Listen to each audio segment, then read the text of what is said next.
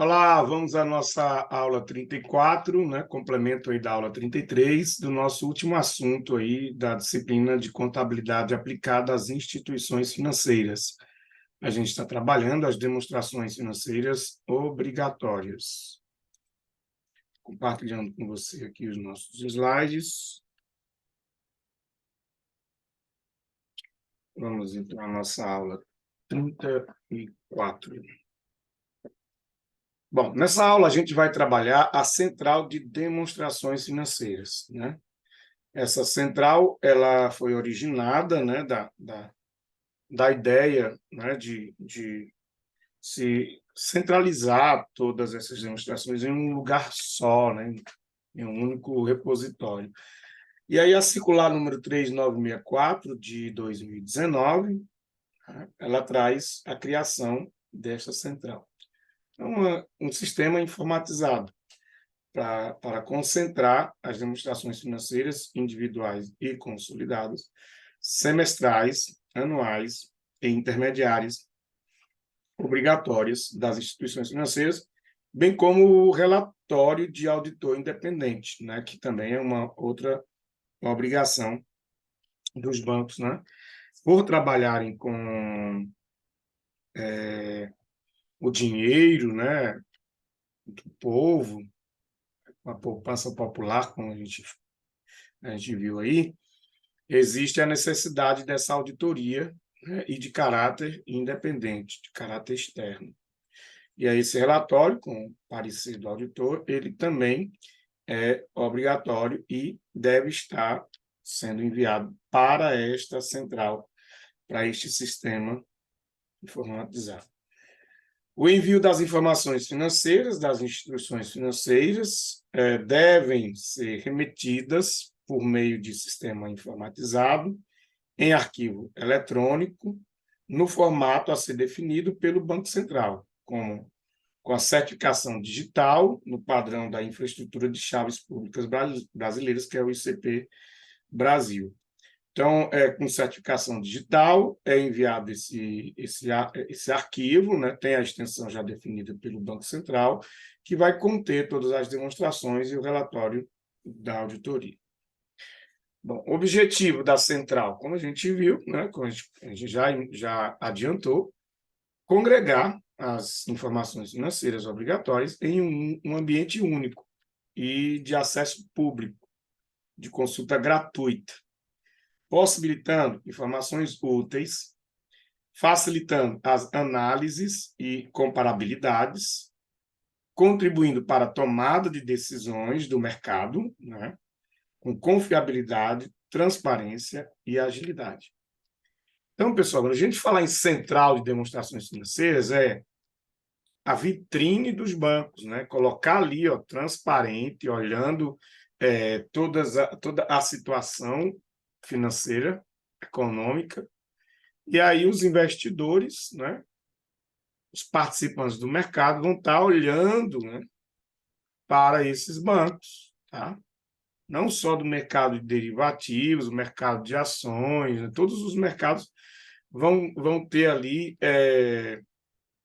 uma facilidade para analisar, para fazer comparativos, e aí tomar decisão, se compra, se vende, se investe, se não, se resgata, se aplica, né? Isso tudo de maneira confiável, transparente e ágil. Certinho, pessoal? Então, aí, o objetivo da central até se confunde com uma definição que você queira fazer da central.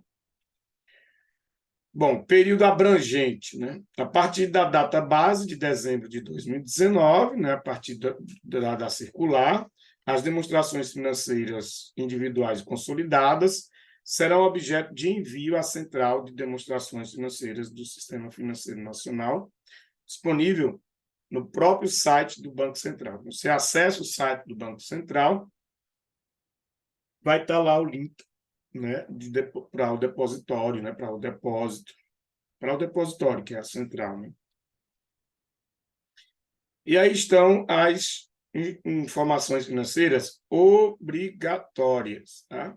As que a gente já havia comentado, né, que já são obrigatórias, e aí é óbvio que continuam, permanecem obrigatórias para o envio agora digital, informatizado, né? E nessa central, né? Nessa central. E as notas explicativas também falamos. O relatório da administração, né? É um relatório que deve ser feito, né? Trazendo ali, pontuando várias informações importantes de gestão, né? Que não estão nas demonstrações, precisa estar contido nesse relatório, né? Da administração. Vários pontos do relatório, né? Abrangendo decisões, regras, normas, o que aconteceu em cada setor da empresa, né?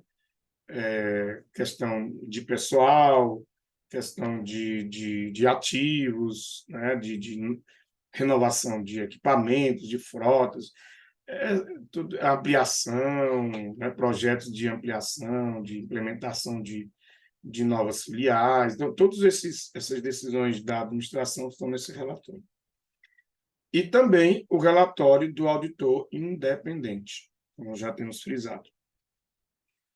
Bom, ao encaminharem as demonstrações financeiras obrigatórias, deve ser elaborada também, pessoal, a carta de apresentação, assinada pelo diretor responsável da contabilidade, pelo presidente do comitê de auditoria e pelo profissional de contabilidade que é responsável pelas demonstrações financeiras.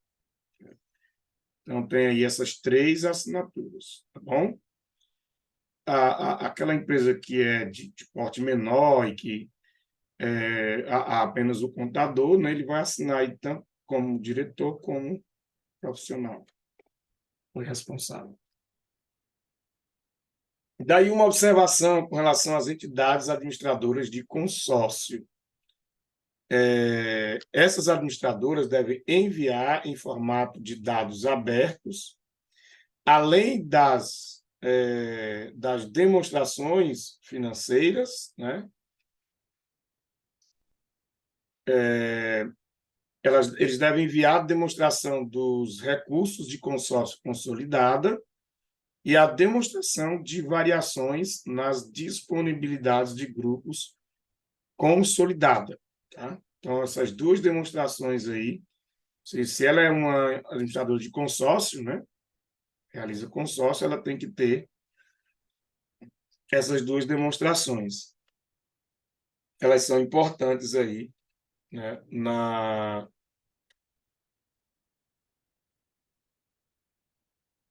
na transparência, né, dessas empresas que trabalham com consórcio, tá bom?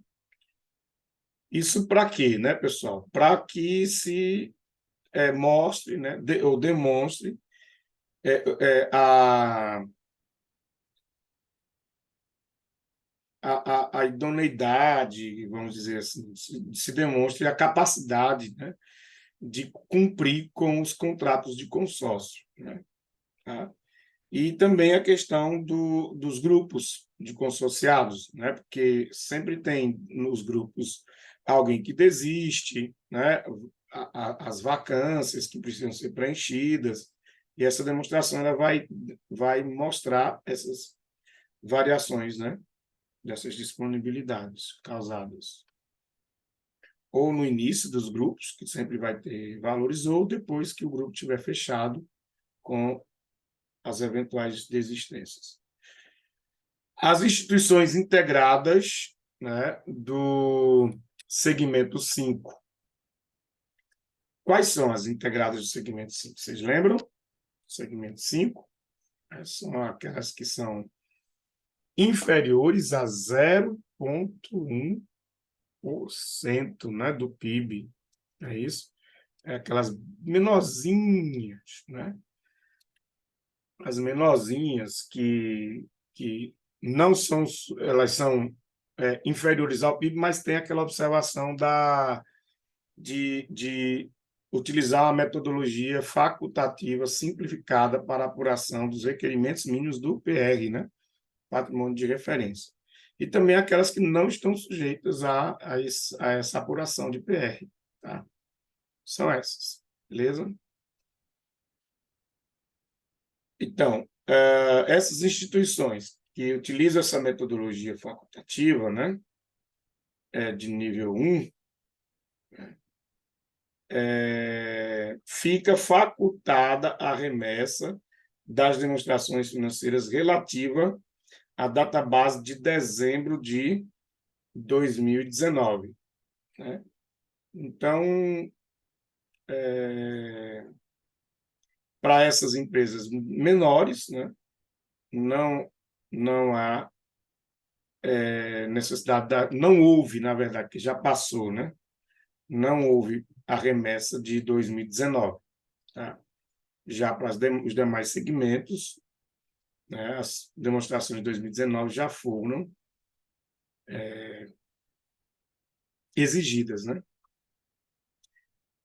O prazo de cumprimento desta circular, né, até 30 de novembro de 2019, as demonstrações semestral intermediárias publicadas e divulgadas durante o exercício 2019. Até 30 de junho de 2020, as que são referentes ao período de janeiro de 2014 a dezembro de 2018. Então, é um tempo que se deu, né, para que as instituições se programassem, né, e já colocassem todas essas demonstrações desde 2014 até 2018 no jeito ali, né, para serem enviados, tá? Ok, pessoal. E aí a gente traz no finalzinho aí do nosso assunto um modelo, né, do balanço patrimonial, né, como é que ele é estruturado, né? E aí a gente relembra aí o COSIF, a gente traz aí como ele é apresentado no COSIF, né? Com o ativo, aí os grupos 1, 2 e 3, né? Grupo 1, circulante realizável a longo prazo, aqui. Grupo 2, o grupo permanente. E o grupo 3, o grupo da compensação, as contas de compensação. Então, esses são os grandes grupos, né, do balanço patrimonial, tá? Do lado do ativo. Certinho? Então, tem aqui o circulante realizável a longo prazo, permanente compensação. E aí eu tenho várias outras subcontas, né? Disponibilidades, que a gente já estudou, né? Já está familiarizado com isso. Sempre lembrando, vocês vão ter contabilizações para fazer na prova, lembrar dos códigos, tá? Relacionando a sua natureza, que ela é muito importante na hora de fazer a contabilização. Então, são natureza devedora, né, as contas, a exceção das retificadoras. Aí nós temos, ficou maiorzinho aqui, ficou melhor de enxergar, né? Aí nós temos o passivo, tá? No grupo 2, então, no grupo passivo. E aí estão aqui ó, os códigos. 4 para circulante exigível, a longo prazo.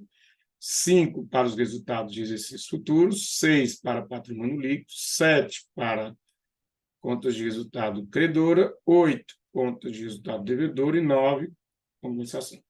Lembrando que esse 8 aqui, ele consta, né?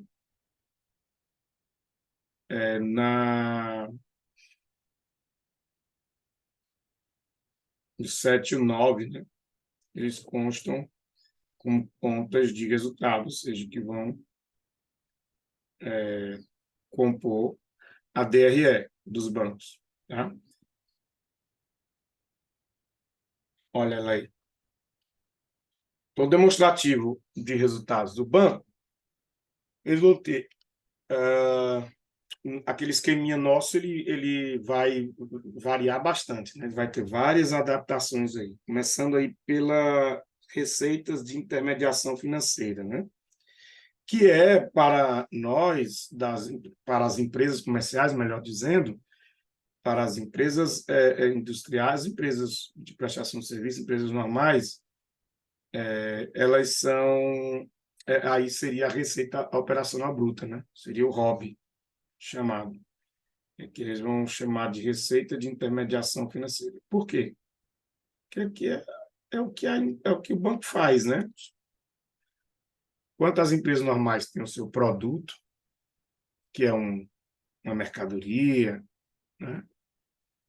É um serviço, o banco, o seu produto é o dinheiro, né?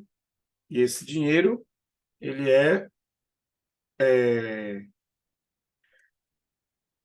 realizado, é contido, né, nas operações que os bancos fazem, né? Operações de crédito, aqui, ó, resultado de títulos e valores imobiliários, as aplicações compulsórias do Banco Central, os resultados de câmbio, né? Os ganhos líquidos com passivos sem encargos. Então, essas são receitas da intermediação financeira que contrapõe, ou seja, que há a contrapartida, vamos dizer assim, né? O confronto com as despesas de intermediação financeira. E aí nós temos as despesas de captação no mercado, despesas com empréstimos, cessões, repasses e a PCLD. Tá? Então, você vai confrontar as receitas de intermediação financeira com as despesas e você vai encontrar o quê? O famoso ROB, né? Que é o resultado ou a receita, ou melhor, o resultado de, não é nem ROB, né? Porque ROB para as empresas normais é receita. Aqui o R aqui é de resultado, ou seja, já foi um confronto entre receita e despesa que é feito já no início, tá? Da DRE dos bancos. Aí depois vem com as outras receitas, despesas operacionais, receita de prestação de serviço, de participação em coligado controlada, as despesas de pessoal, outras despesas administrativas, as tributárias, outras despesas operacionais. Aqui é o total, né? Você vai trazer. Aí vem o resultado operacional, que aí você vai pegar o resultado bruto, tirar essas receitas ou despesas, e aí você tem o resultado operacional. Aí acrescenta-se alguma operação que não é operacional e tem um resultado não operacional, né?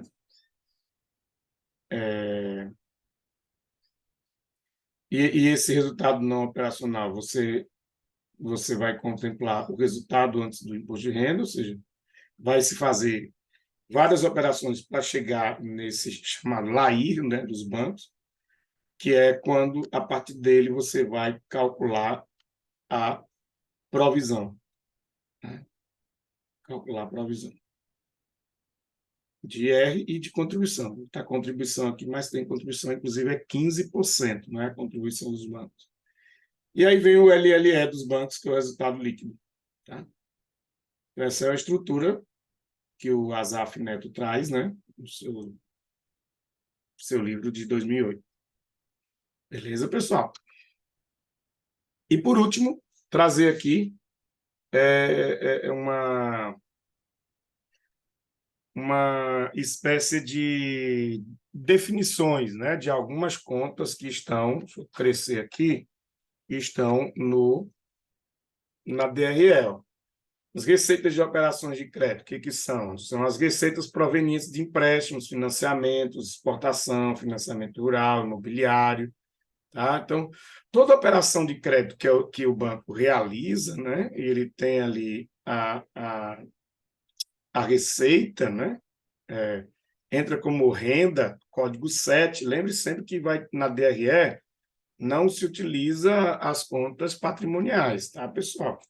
O empréstimo, por exemplo, vai lá, tem uma receita de empréstimo, não é o valor do empréstimo, o que vem para cá são as rendas, tá? Código 7 desses empréstimos, desses financiamentos. Aí tem a receita de arrendamento de mercantil, né? Do leasing também, a gente estudou, né? São as receitas de arrendamento, subarrendamento, as alienações, entre outros. As de títulos e valores mobiliários também, com relação às aplicações de renda fixa e variável, né? E aí todos os rendimentos, ó, tá? Resultados líquidos, certo? Também dos ativos financeiros, né? Dos derivativos. Receitas de aplicações compulsórias, né? Que são aquelas receitas que o banco ele não tem que fazer aqueles depósitos compulsórios. Lembra dos depósitos compulsórios que a gente estudou lá? Foi na primeira unidade ainda, né? E quando aí ele tem um valor que é obrigado, né? Ele recolhe os depósitos à vista.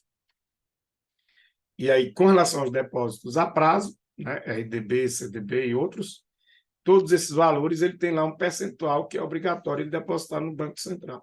E esse valor que ele deposita, ele é remunerado. Lembram da remuneração? Pronto, essa remuneração vem para cá, no Código 7. Receitas de câmbio, resultado líquido das operações com câmbio, né? Ou seja, aquela variação das taxas, né? E banco ganha muito com isso. Receitas de ganhos com passivos sem encargos líquidos de perdas com ativos não remunerados, né? E aí não tem mais, né? Que era quando tinha a inflação, tá? As receitas de float, e aí era num tempo que tinha mais, tinha um estado hiperinflacionário. As receitas de serviços, né? E aí vem a grande fonte de arrecadação dos bancos, né? Que aí é toda a prestação de serviço dos bancos, tá? Eles vão colocar aqui, tá? Inclusive as de prêmios de seguro, né? O banco trabalha também muito com seguro, é também uma espécie de serviço, e ele vai receber aqui nessas receitas de serviços, tá? Os spreads bancários, né? Vem aí. Na verdade, o spread bancário ele é em todas as receitas, né? Entende-se assim, sempre a diferença entre os juros que paga e os juros que recebe. Aí, pessoal, temos o custo da intermediação financeira, né, que além das despesas com funcionários e despesas administrativas, que é comum a qualquer empresa, o banco também tem o custo para obter esse dinheiro, né? Então, que é chamado despesa de intermediação financeira, que a gente viu lá no modelo do ASAP. Esse custo compreende os juros que paga aos donos das contas de poupança, né, os juros dos empréstimos que faz no exterior, os aumentos das reservas para problemas com crédito, então tem que aumentar. Na conta de despesas de intermediação também são incluídos os gastos com aumento, né, nas provisões para devedores duvidosos. Tá? Resultado de equivalência, aí aqui é aquele resultado que os bancos têm quando eles adquirem ações de outras empresas, participam de capital em outras empresas. Muitos bancos fazem isso, né, pessoal? Eles participam do capital de outras empresas, são participações expressivas, né, que contemplam o enquadramento no método da equivalência patrimonial. Tá? E falar de equivalência patrimonial é sempre lembrar dos métodos de avaliação de investimentos, né, que são 3. Isso também é matéria para o 7º período em contabilidade avançada. Tá? Vocês vão trabalhar os 3 métodos de investimento: o método de valor justo, o método de custo de aquisição e o método de equivalência patrimonial. Este último é quando a empresa em que o banco investe, nesse caso de banco, ela dá o lucro e aumenta o seu PL, o seu patrimônio. E aí ela tem tantos por cento daquele patrimônio. Então, ela calcula aquele percentual da participação que ela tem no capital em cima do que a empresa aumentou, tá? Então, digamos que ela tinha um PL de 100 mil e ela aumenta para 110, né? E o banco participa aí com 20%, né, do capital. Então, destes 100 que aumentou, né, a 20 mil, R$ 20, digamos assim, desse aumento que pertence ao banco. Porém, ele não recebe esse dinheiro. Na verdade, o seu investimento equivale ao patrimônio da investida, ou seja, vai aumentar esse investimento através da contabilização de uma receita. Código 7, receita de equivalência patrimonial, ou resultado, né? Porque aí pode ser tanto receita como despesa, caso esse último o patrimônio diminua com prejuízos e não com lucro. Outras receitas operacionais, né, inclui aí recuperação de créditos que já estavam com prejuízo, né? Despesas operacionais como variações monetárias passivas e outros. Um resultado não operacional, né, que aí é quando ela vende imóveis, né, participações societárias dela mesma, investimentos, aí não é da operação da empresa. E, por último, as participações estatutárias ou minoritárias. Tá? Esta conta ela só aparece em demonstrativos consolidados. Tá?